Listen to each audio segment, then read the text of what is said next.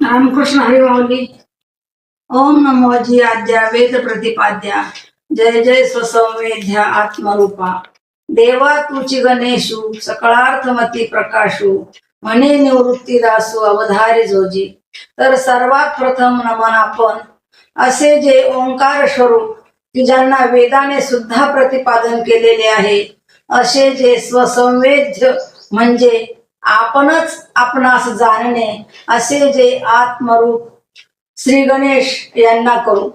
श्री गणेश हे आपले सर्वांचे आराध्य दैवत आहे आणि तेच आपल्या मतीला म्हणजे बुद्धीला प्रकाशित करणारे आहेत आणि त्यांच्या या बुद्धिमत्तेमुळेच त्यांना अग्रपूजेचा मान प्राप्त झालेला आहे. असे हे गणपती बाप्पा आपल्या सर्वांना सुख देणारे आणि विघ्नांचा अनाश म्हणजे हरण करणारे आहेत. त्याचप्रमाणे त्यांच्याजवळ असलेलं प्रेम आणि कृपा आपल्याला प्रदान करणारे आहेत. म्हणून आपण त्यांच्या आरतीमध्ये म्हणतो की सुख करता दुःख हरता वार्ता विघ्नाची नुरवी, पुरवी प्रेम कृपा देवाची.